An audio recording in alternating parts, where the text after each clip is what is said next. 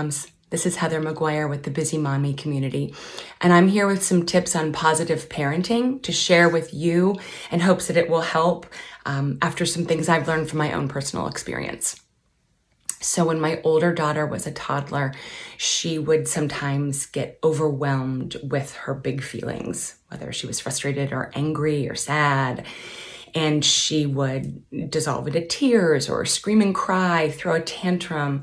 It was difficult to navigate, sometimes awkward, often embarrassing, and I wasn't quite sure what to do. I didn't want to punish that behavior. I really wanted to find a positive way to work through it so that eventually she would be able to get through those things on her own, and also so I could reason with her, because there's no reasoning with a thrashing toddler. So I also thought, she was an early talker. I knew if I could get her calmed down, she could probably tell me what was wrong. And if she could tell me what was wrong or how she was feeling, we would be able to navigate it. So after some time and some reading, let me tell you, the book Your Spirited Child by Mary Sheedy Kursinka was my Bible.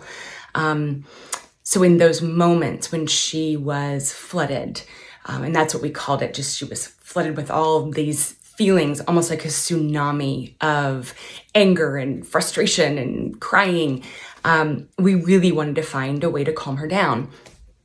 Now, when she was that age, also, she loved bath time. It was one of the most fun things for her. She didn't really want to get out. She's always happy to take a bath.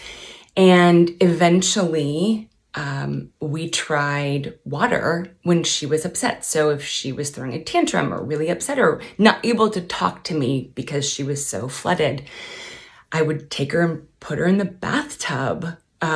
Or I would fill a sink filled with, the kitchen sink with warm soapy water and, get her up on a stool and she could play in the water. Sometimes in a pinch, I would just run her little hands underneath running warm water. And it was like magic.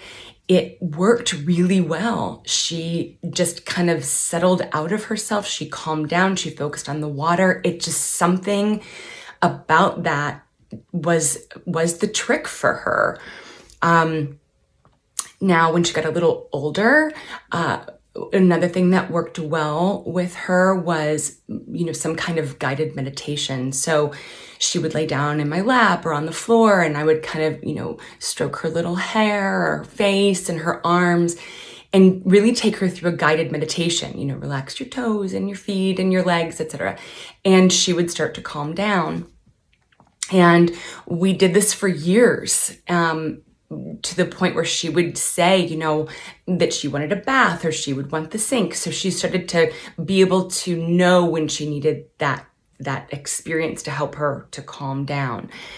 Now, when she got into high school, we called these things coping mechanisms, and we added some things. So sometimes she would journal or go for a walk in addition to the things that we did. And that really helped to calm her down. Once she could figure out what coping mechanism to use, whether it was water or taking a walk, then she would be able to get out of that emotion, and she would be able to logically and verbally tell us what was wrong, and we could help her through that.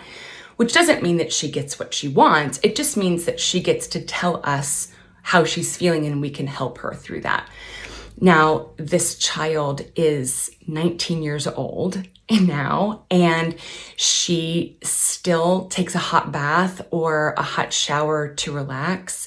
If she has trouble sleeping, she will kind of work herself through a meditation. She'll take a long walk or journal, read music works sometimes for her. So she's been able to adapt a lot of these coping mechanisms as an adult. So if you have a child who gets overwhelmed with those big emotions very easily, see if you can't find some tricks for him or her.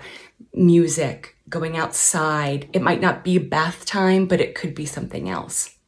And I think that might be really helpful in navigating some of those emotional moments.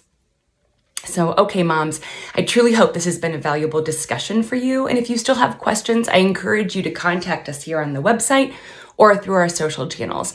Also, consider signing up for our newsletter to stay up to date with great advice like this. As always, Bizzie Mommy is here to help you get more done. Bye for now.